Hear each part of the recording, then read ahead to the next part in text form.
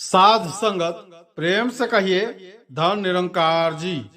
साध संगत एक तरफ शांत मुद्रा में बैठे निरंकारी महात्मा जी, सामने एक निरंकारी बहन जिनके चेहरे पर गहरी उलझन साफ दिखाई दे रही थी। कुछ पल तक दोनों बिल्कुल चुप रहे। फिर अचानक बहन ने धीमी आवाज में महात्मा जी से बोली कि महात्मा जी, दासी का मन कभी शांत नहीं रहता। कभी चिंता, कभी गुस्सा, कभी डर, कभी बेकार की सोच। मैं कई बार खुद को समझाती हूँ, लेकिन मन फिर भी भटक जाता है। ऐसा लगता है जैसे मन मेरे बस में ही नहीं है। कृपया बताइए कि इंसान अपने मन को आखिर कैसे जीत सकता है? क्या सच में मन पर नियंत्रण पाया जा सकता है? महात्मा जी बोले, बहन जी, मन को ताकत से नहीं जीता जा सकता। मन जितना दबाया जाता है उतना ज्यादा भटकता है। मन को जीतने के केवल दो रास्ते हैं। पहला सही ज्ञान, दूसरा निरंतर अभ्यास। ज्ञान मन को दिशा देता है और अभ्यास उसे स्थिर बनाता है। जैसे बिना लगाम का घोड़ा भागता रहता है, वैसे ही बिना ज्ञान और अभ्यास का मन इंसान को हर दिशा में घुमाता रहता है। इसलिए मन की जीत धैर्य और समझ से होती है। बहन बोले, महात्मा जी, आपने कहा कि मन को ज्ञान से जीता जाता है, लेकिन ज्ञान सुनने के बाद भी मन गलत दिशा में क्यों चला जाता है? सत्संग में सब समझ आता है, लेकिन बाहर निकलते ही मन फिर संसार की तरफ भागने लगता है। ऐसा क्यों होता है? महात्मा जी बोले, क्योंकि बहन जी, केवल सुन लेना ही ज्ञान नहीं होता। जब तक ज्ञान जीवन का हिस्सा नहीं बनता, तब तक मन पुरानी आदतों में लौट जाता है। सोचो, अगर कोई व्यक्ति डॉक्टर की सलाह सुन ले लेकिन दवा न खाए तो बीमारी खत्म नहीं होगी। वैसे ही सत्संग सुनना शुरुआत है, लेकिन उस पर अमल करना जरूरी है। मन वर्षों से संसार में भटका है, इसलिए उसे स्थिर होने में समय लगता है। बहन बोले, महात्मा जी, मन सबसे ज्यादा किस चीज की तरफ भागता है? कई बार दासी सोचती है कि आखिर मन को दुनिया की बातें इतनी आकर्षित क्यों करती है, जबकि अंदर से पता होता है कि बाद में दुख ही मिलेगा। महात्मा जी बोले, बहन जी, मन हमेशा उस चीज की तरफ भागता है जहां उसे तुरंत सुख दिखाई देता है। उसे शांति नहीं, आनंद चाहिए। इसलिए वह बार बार इच्छाओं, प्रशंसा और मोह में उलझता है। लेकिन संसार का सुख कुछ समय का होता है, बाद में वही आसक्ति दुख बन जाती है। ज्ञान इंसान को यह समझाता है कि असली सुख बाहरी चीजों में नहीं, बल्कि निरंकार से जुड़े रहने में है। यही समझ मन को धीरे धीरे बदलती है। बहन बोले, महात्मा जी, क्या मन हमेशा इंसान का दुश्मन होता है? क्योंकि कई लोग कहते हैं कि मन बहुत खराब चीज है। क्या मन को खत्म करना जरूरी है या उसे सही दिशा देना जरूरी है? महात्मा जी बोले, बहन जी, मन दुश्मन भी बन सकता है और सबसे बड़ा मित्र भी। अगर मन संसार की तरफ भागे तो दुख देता है, लेकिन अगर वही मन निरंकार की तरफ मुड़ जाए तो इंसान को ऊपर उठा देता है। जैसे आग खाना भी पका सकती है और घर भी जला सकती है, वैसे ही मन भी दिशा के अनुसार परिणाम देता है। इसलिए आध्यात्मिकता मन को खत्म नहीं करती, बल्कि उसे सही दिशा देना सिखाती है। बहन बोले, महात्मा जी, आपने दूसरा तरीका अभ्यास बताया, कृपया इसे विस्तार से समझाइए। क्या सिर्फ रोज सुमिरन करने से मन पर जीत मिल सकती है? महात्मा जी बोले, बहन जी, अभ्यास का अर्थ सिर्फ बैठकर सुमिरन करना नहीं है। अभ्यास का मतलब है हर परिस्थिति में मन को बार बार निरंकार की तरफ मोड़ना। जैसे कोई संगीतकार रोज अभ्यास करके ही अच्छा कलाकार बनता है, वैसे ही मन भी रोज अभ्यास से शांत होता है। शुरुआत में मन भागेगा, लेकिन हर बार उसे प्रेम से वापस लाना ही अभ्यास है। धीरे धीरे वही अभ्यास मन की आदत बन जाता है।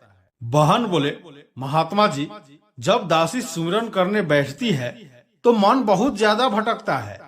कभी पुराने दुख याद आते हैं, कभी भविष्य की चिंता। फिर लगता है कि शायद मेरा मन कभी शांत नहीं होगा। ऐसे समय में क्या करना चाहिए? महात्मा जी बोले, बहन जी, सबसे पहले खुद को दोष देना बंद करो। मन का भटकना उसकी पुरानी आदत है। अगर एक बच्चा पहली बार स्कूल जाए तो क्या वह तुरंत सब सीख जाता है? नहीं, उसे समय लगता है। वैसे ही मन को भी समय चाहिए। जब भी मन भटके गुस्सा मत करो, बस धीरे से उसे वापस निरंकार की तरफ ले आओ। यही बार बार लौटाना ही मन को जीतने की प्रक्रिया है। बहन जी बोले, महात्मा जी, कई बार दासी सोचती है कि बाकी लोग तो बहुत शांत दिखाई देते हैं, लेकिन मेरा मन ही इतना बेचैन क्यों है?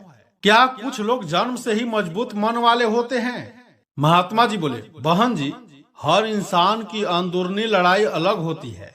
बाहर से शांत दिखने वाला व्यक्ति भी अंदर संघर्ष कर सकता है। फर्क सिर्फ इतना होता है कि कुछ लोग अपने मन को समझाना सीख लेते हैं और कुछ लोग मन के पीछे चलते रहते हैं। मजबूत मन जन्म से नहीं मिलता, बल्कि अनुभव, सत्संग और अभ्यास से बनता है। इसलिए खुद की तुलना दूसरों से मत करो। हर आत्मा की यात्रा अलग होती है। बहन बोले, महात्मा जी, क्या मन को डर से जीता जा सकता है? कई लोग कहते हैं कि मन को सख्ती से दबाना चाहिए, तभी वह काबू में आता है। क्या यह तरीका सही है? महात्मा जी बोले, नहीं बहन जी, डर से मन कुछ समय के लिए रुक सकता है, लेकिन बदलता नहीं। दबाया हुआ मन बाद में और ज्यादा ताकत से बाहर आता है। जैसे किसी गेंद को पानी में जोर से दबाओ तो वह और तेजी से ऊपर आती है। इसलिए आध्यात्मिकता मन को दबाना नहीं सिखाती, बल्कि समझाना सिखाती है। प्रेम और समझ से बदला हुआ मन अस्थायी रूप से शांत होता है। बहन बोले, महात्मा जी, मन सबसे ज्यादा कब कमजोर होता है? क्योंकि कुछ समय ऐसा होता है जब दासी बहुत जल्दी टूट जाती है। छोटी छोटी बातें भी बहुत ज्यादा दुख देने लगती है। महात्मा जी बोले, बहन जी, मन सबसे ज्यादा तब कमजोर होता है जब इंसान निरंकार से दूरी बना लेता है, जब सिमरन कम हो जाता है, संगत छूट जाती है और इंसान अकेले अपने विचारों में रहने लगता है। तब नकारात्मक सोच बढ़ने लगती है। जैसे मोबाइल चार्ज न हो तो धीरे धीरे बंद हो जाता है, वैसे ही आत्मा भी सत्संग और सुमिरन के बिना कमजोर होने लगती है। इसलिए आत्मिक जुड़ाव बहुत जरूरी है। बहन जी बोले, महात्मा जी, क्या सेवा करने से भी मन पर जीत मिलती है? क्योंकि जब दासी सेवा करती है तो कुछ समय के लिए मन हल्का जरूर महसूस होता है। क्या सेवा का मन से कोई गहरा संबंध है? महात्मा जी बोले, हाँ बहन जी, बहुत गहरा संबंध है। मन हमेशा मैं और मेरा में उलझा रहता है। सेवा इंसान को अपने छोटे दायरे से बाहर निकालती है। जब इंसान दूसरों के लिए कुछ करता है तो उसका ध्यान अपने दुखों से हट जाता है। सेवा मन को विनम्र बनाती है और विनम्र मन जल्दी शांत होता है।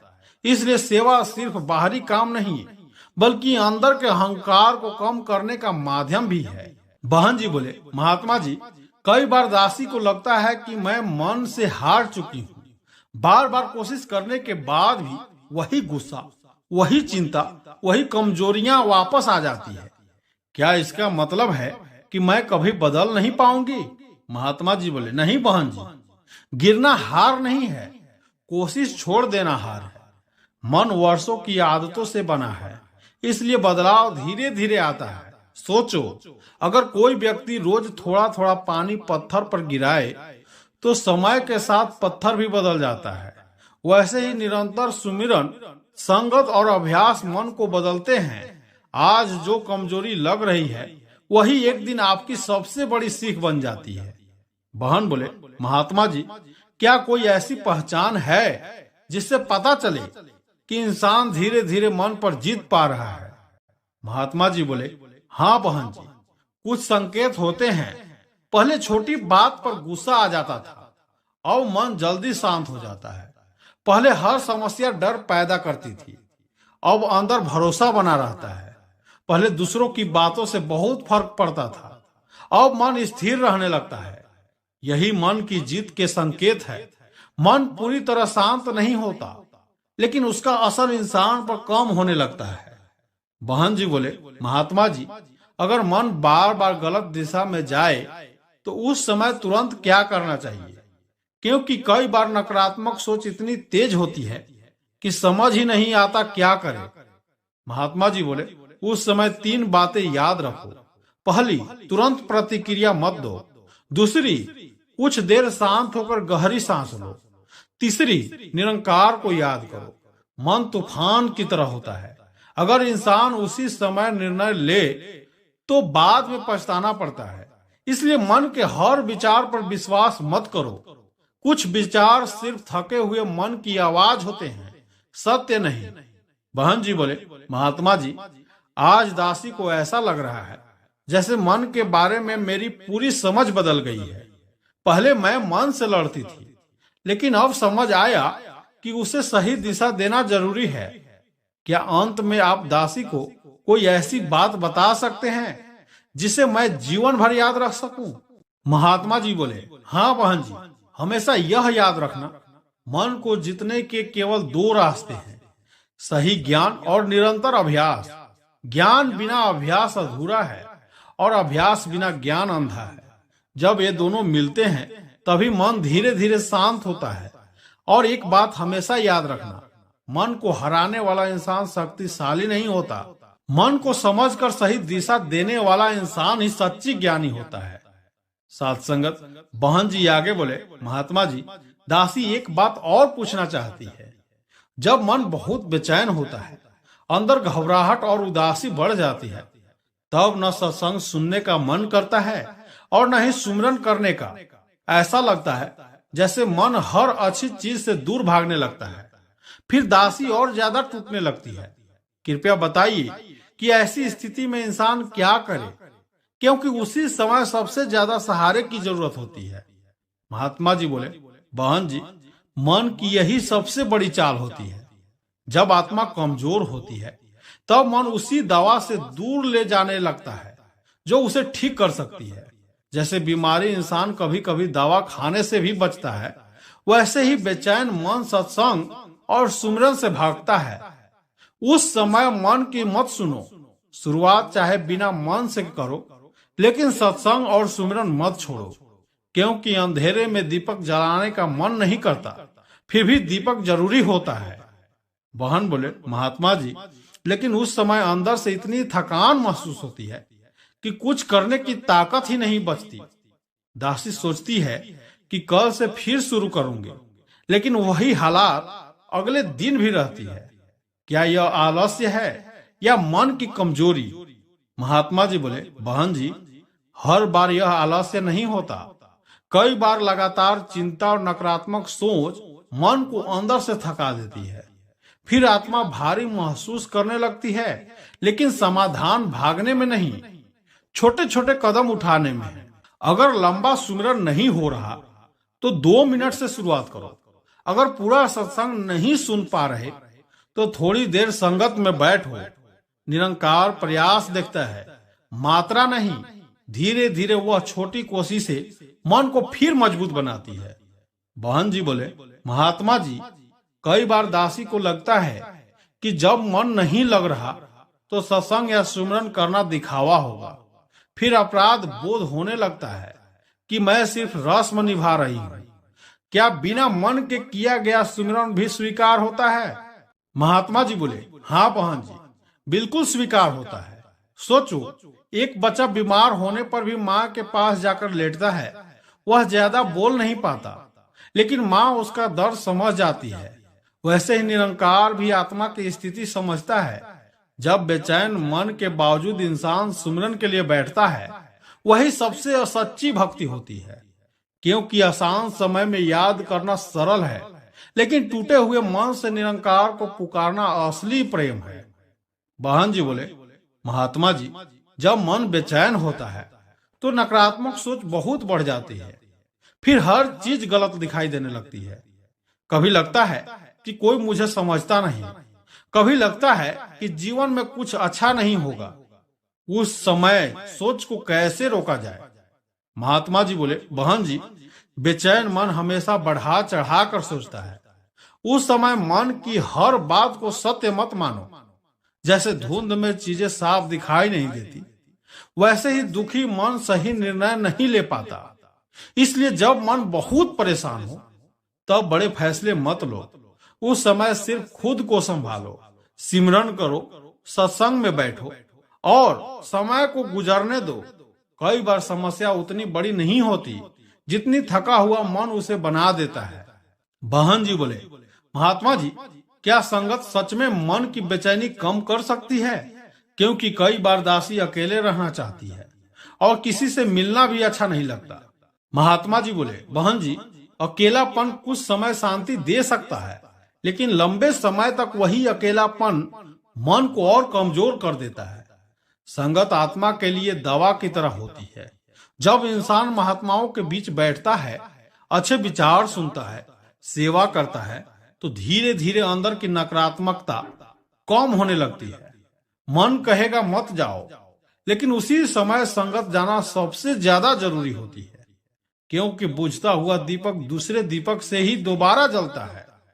बहन जी बोले, महात्मा जी, अगर कोई इंसान बार बार टूट रहा हो, फिर उठ रहा हो, फिर टूट रहा हो, तो क्या निरंकार उससे नाराज नहीं होता? कई बार दासी को लगता है कि मैं बार बार कमजोर पड़ जाती हूँ। महात्मा जी बोले, नहीं बहन जी, निरंकार नाराज नहीं होता। निरंकार जानता है कि इंसान मन और परिस्थितियों से लड़ रहा है। सोचो, अगर एक छोटा बच्चा चलना सीखते समय बार बार गिर जाए तो माँ उसे डांटती नहीं, बल्कि और सहारा देती है। वैसे ही निरंकार भी संघर्ष करती आत्मा को और प्रेम देता है। गिरना कमजोरी नहीं, कोशिश छोड़ देना कमजोरी है। इसलिए हर बार टूटने के बाद फिर उठना ही आध्यात्मिक साहस है। बहन जी बोले, महात्मा जी, आज दासी को ऐसा लग रहा है जैसे बेचैनी का कारण भी समझ आया और उसका रास्ता भी।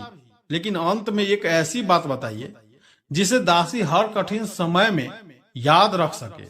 महात्मा जी बोले, हाँ बहन जी, हमेशा यह याद रखना, जब मन सत्संग और सुमिरन से भागने लगे, समझ लेना कि उसी समय उसकी सबसे ज्यादा जरूरत है।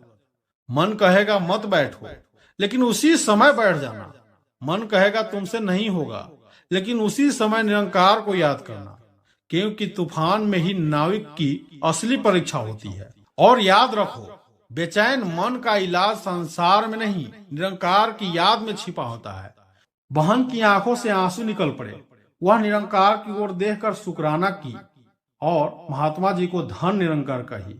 साथ संगत, अगर यह संवाद अच्छा लगा तो लाइक, शेयर और सब्सक्राइब जरूर कर देना। प्रेम से कहना जी, धन निरंकार जी।